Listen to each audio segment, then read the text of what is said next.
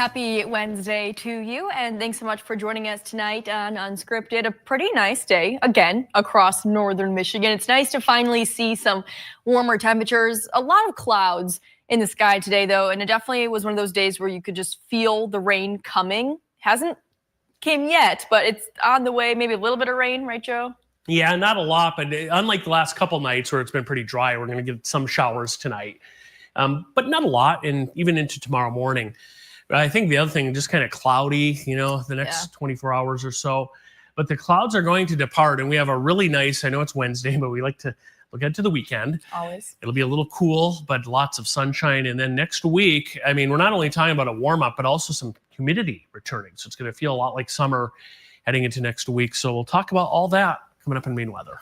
All right. Thank you, Joe. Our top story tonight, a Northern Michigan icon was laid to rest today more than a decade after he died. Larry Rubin played a major role in building the Mackinac Bridge and was the Bridge Authority's director for 30 years after that. And our Daniel Zivian follows the story of how his remains were finally found.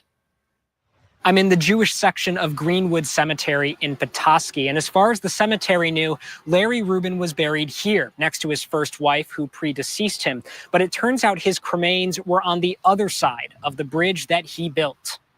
The funeral home up there was getting ready to discard old cremains that had not been claimed yet.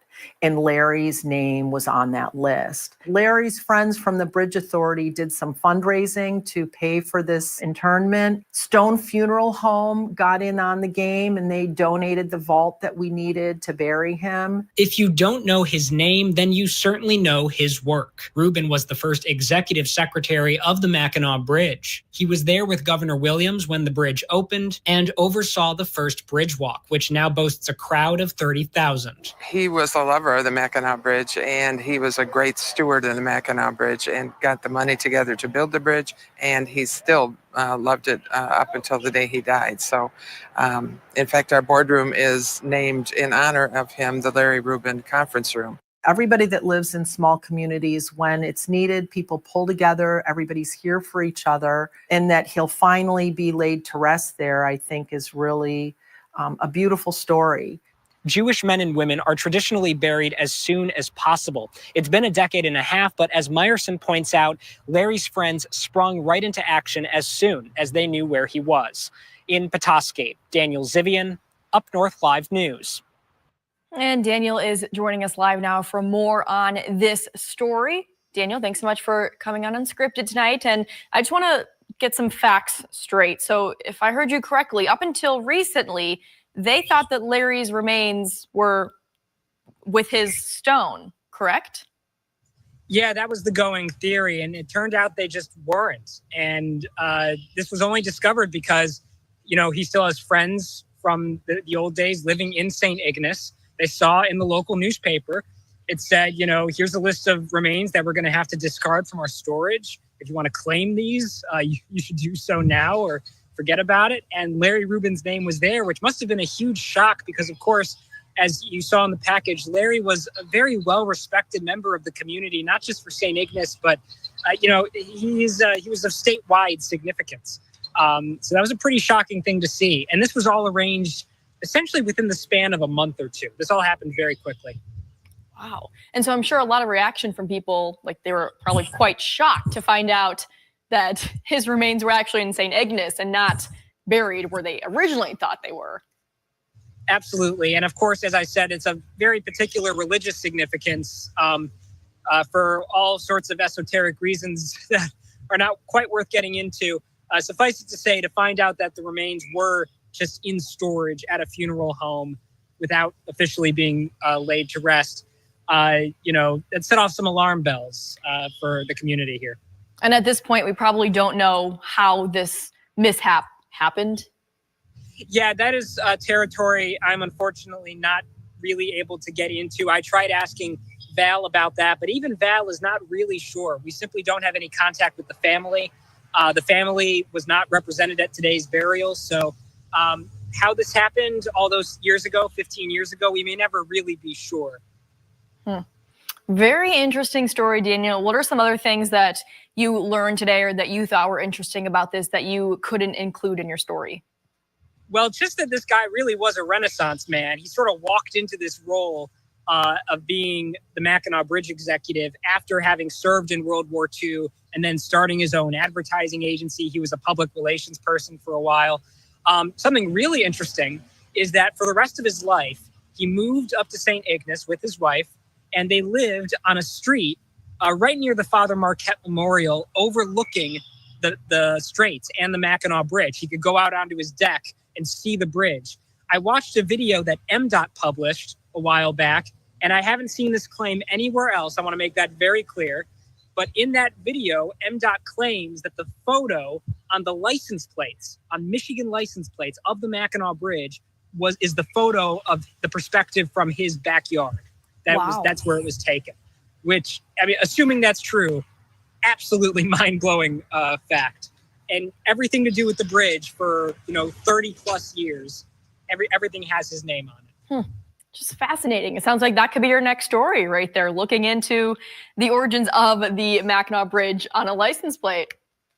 Yeah, it's something to look into. Another claim that I found was that he actually came up with the idea for the bridge walk. I couldn't verify that completely, so I had to settle for overseeing it. But he was, of course, very involved with that, and it's grown into such a huge event. When the year after he died, or I suppose the same year he died, they renamed the walk for him in his memory. Wow. What an incredible man with such big roles here in northern Michigan. Is there anything else, Daniel, that you want to mention about this story that we haven't talked about yet? Well, Greenwood Cemetery is a very beautiful place. That's a classic rural cemetery. I'm trying to think of anything else other than to say that this was a very significant day. I was there not only on professional assignment, but also as a personal member of the same community. Obviously, I didn't grow up here, so I would not have had the chance to meet him as a kid or anything like that. I only arrived here recently. But I'm a member of the self-same community that Larry was. And so I was there on a personal basis as well.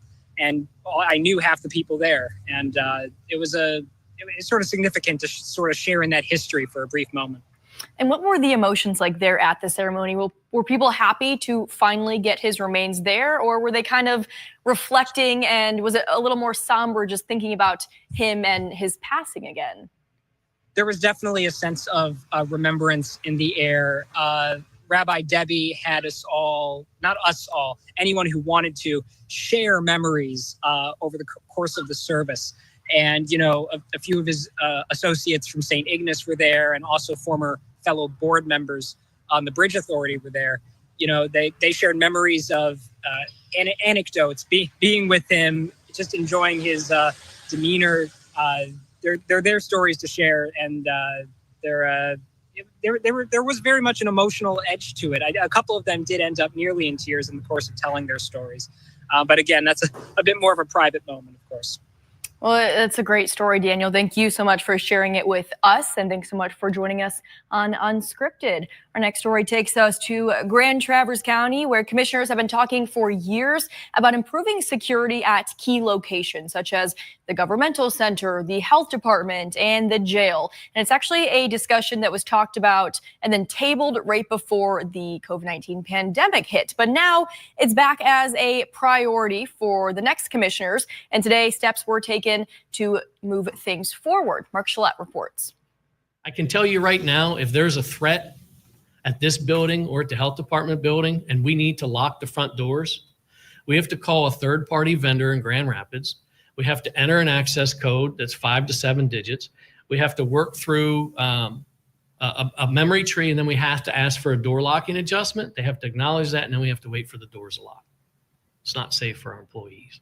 And that's only here at the governmental center. Grand Traverse County has a lot of buildings. They need a lot of security. And right now, some say it's not up to satisfactory levels, and it's not a very unified system. We have different departments that have ownership. It's physical equipment. The cameras are antiquated. No one person in the county or department is responsible for those. While it's been on commissioners' radars for years, the effort to explore an updated and perhaps more unified comprehensive security plan gained momentum last fall. A committee began taking stock of existing security and access systems in place.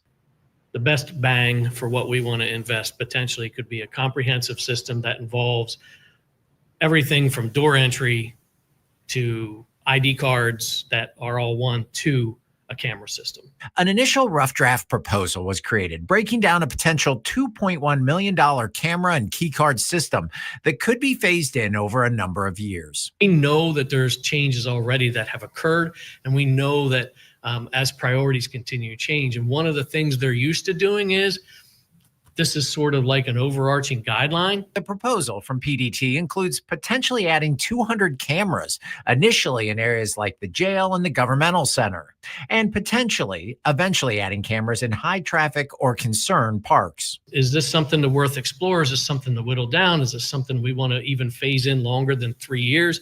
Is this something we just want to go at? And I know there's no decisions today, but we're asking for your advice based upon what we're seeing here. The guidance from commissioners today, while most agreed the need to address security at multiple county-owned locations exists, I appreciate that this is a good start, but it feels to me like a starting point. most also agreed they need to hear from more companies, see more proposals and more pricing options before making a plan move forward. If we're going to be responsible taxpayer, it's got to be a competitive process.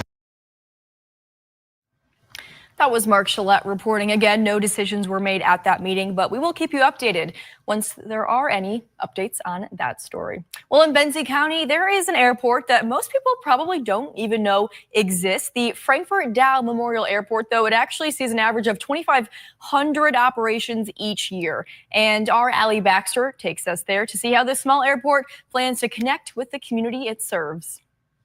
More grass now and again. There's a lot of grass to be mowed out there. There is. Tucked in a valley near Crystal Lake is the Frankfurt Dow Memorial Airport, a small place that sees a lot of action on the runway. I had a gentleman that brought his wife up for a birthday celebration. He brought a picnic basket. They went down to the beach. Another gentleman today was just telling me that they flew in and wanted to go to a local cherry orchard to pick up fresh cherries. Brooke Pop is the new airport manager. She served on the Airport Authority board since 2016, but a year ago, she was offered the chance to run the airport. I was the township treasurer, and when this opportunity came up, I just really thought it'd be a fun thing to do. Brooke says a typical day at the airport looks like this, greeting pilots and their passengers who fly in, or coordinating landings for military trainings and medical transport flights. We are a part of the community, and that is our main focus. But Brooke wants to widen that focus and bring in the community members who often don't know they have an airport here by hosting fly-ins, car shows, and I'd love to see fun things like skydiving, airplane aerial tours. We do have gliders, and we do have hang gliding off the cliff. She says she's fielding calls from people interested in running these recreational activities, but she also wants to bring in educational opportunities like classes and a Michigan Aviation Education Day. And get kids involved, get them excited. This is fun. This is fun being out here with airplanes. In Benzie County. Great, thanks so much. Yeah, come back soon. Allie Baxter. We'll be back Sunday morning. UpNorthLive News. And we will be back in just a couple minutes with your full forecast with Chief Meteorologist Joe Charlevoix. Stay with us. I'm Jada Johnson from Big Boys TV, and the Fish and Game Report is sponsored by Johnson's Propane.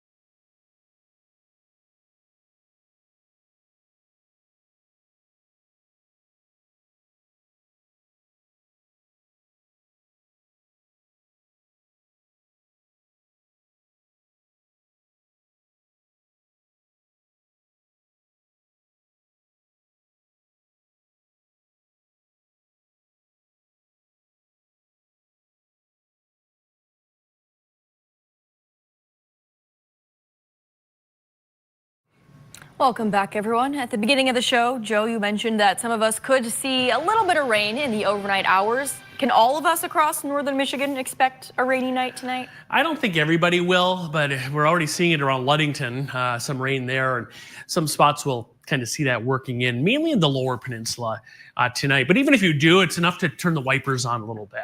We're not going to get big puddles or anything like that. Let's take a look at our three big things. A few showers around tomorrow and also Friday. Now, tomorrow's showers will be because of an area of low pressure, and then Friday due to a cold front, but nothing very widespread or heavy. We have a gorgeous weekend on tap. If you have plans, last day of May, first day of June, Saturday, Sunday, we're looking at sunshine both days dry. It's going to be a little cooler though, temperatures in the 60s. And then temperatures are going to soar back right up next week. We're looking at 80s perhaps, and also some increasing humidity. Here's a look at Petoskey right now, 73, looking out over Little Traverse Bay, kind of toward downtown. It's still 73 degrees right now. Our Holiday Inn Express and Suites camera, beautiful evening. You can see the leaves moving there, a little breeze out of the northeast right now. As far as any rain is concerned, a little bit down here. So, we're talking areas there around Ludington into Oceana County, a couple sprinkles trying to get going here south of Alpena as well.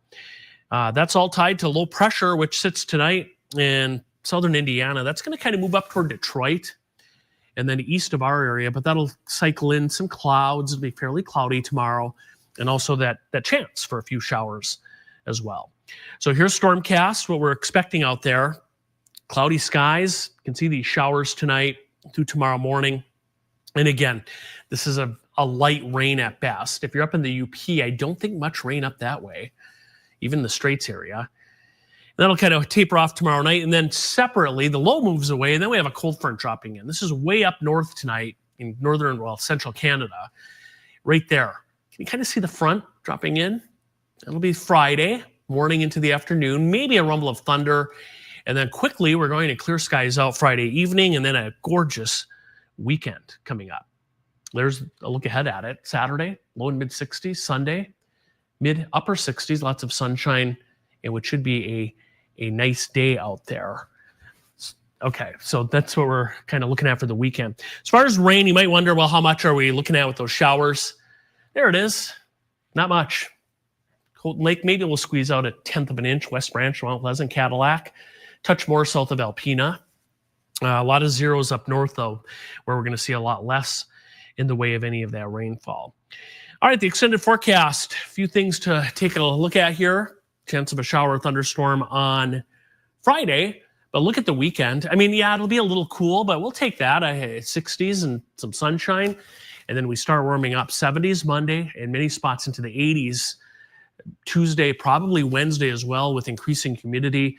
Once we get past Friday, dry weather. So through the weekend into next week, pretty dry and lots of sunshine. So nice start to the month of June. That's great. And even though the temperatures are certainly warming up, we know the water temperatures are still pretty cold this time of year, but it's always fun to look ahead to warmer water temperatures. So let's take a look at our question of the day. When do you typically go for your first summer swim? Scan the QR code on your screen right now. That'll take you to our website where you can vote. And as of right now, most people are saying they wait until, about July. We'll take a look at those updated results and read a few of your comments toward the end of the show, but we are going to take a quick commercial break in just a few minutes. Sports Director Harrison Beebe will be joining us for the very latest on that Tigers-Giants game. Stay with us.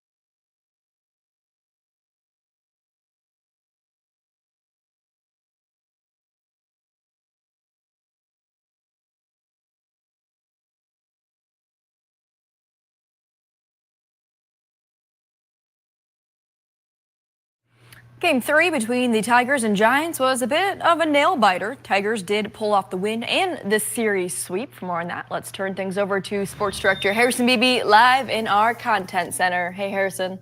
Hey, Maya, quick inference on the question of the day. When you say a swim, do you mean like a comfortable swim or just a jump in the water? That's a good question. I guess you could say just jump in the water, but you have to go under. Oh, I've done that 3 or 4 times already this year. So Well, let's not encourage that because that can be not safe. it can. They were nice, comfortable, warm days. So that was kind of my background. I haven't done it in the past few weeks here. It was that stretch where we had a bunch of near 80-degree temps. That was pretty comfortable way to jump in the water for me. But swimming, as far as like enjoying yourself in the water, that will, like most of our voters, that'll take place for me in a few weeks. Yeah. But yeah, Tigers, yeah, they played today.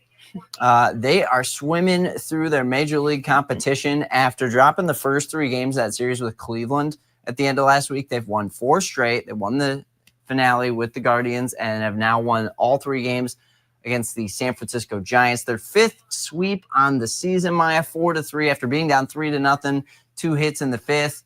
All they needed to get the job done and win it 4-3. All these games low scoring, 3-1 wins the last few days and then 4-3 today. So pitching, bullpen, and then especially just clutch hitting at the right times has really made this team, what it is. And we keep hyping them up, and there's still a long ways to go. But you just love to see guys win baseball games that are that competitive, that really, come down to clutch situations and important spots. And they're pulling through, and it's different guys every time. Justin Henry, Malloy, and Cole Keith were the heroes today. Who's going to be the hero on Friday against the Royals? We'll have to wait and see. Very well-rounded team, though. Like you said, it's cool to see like each night. I mean, sure, Riley Green has been on a hot streak recently. You can almost count on him every night. But for the most part, it's a different guy stepping up to shine every single night. And that's, kind of like the Pistons this year. Obviously, Cade Cunningham was an all-star, but they really had a lot of different guys step up for the team on given night. The Detroit Lions, in my opinion, even with Jared Goff, they're still a very deep team that has different guys play different factors. So I guess that's the Motor City sports scene right now, is the unsung heroes of sorts. It's that Motor City grit. All right, Harrison, thank you so much for joining us. We do need to take our last commercial break, but coming up next, we will check in with the results for that question of the day that Harrison was talking about. When do you typically go for your first summer swim of the season? We'll look at those results in your comments straight ahead.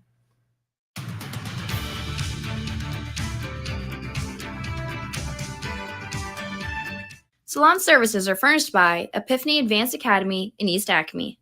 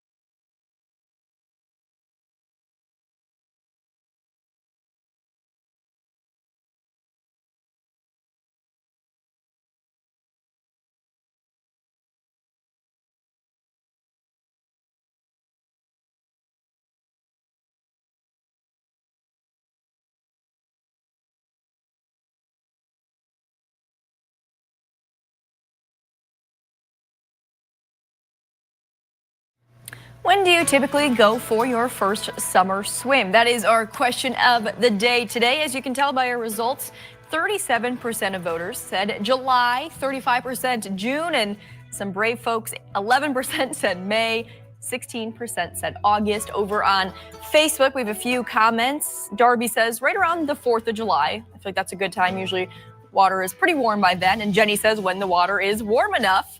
And Carol says, I don't.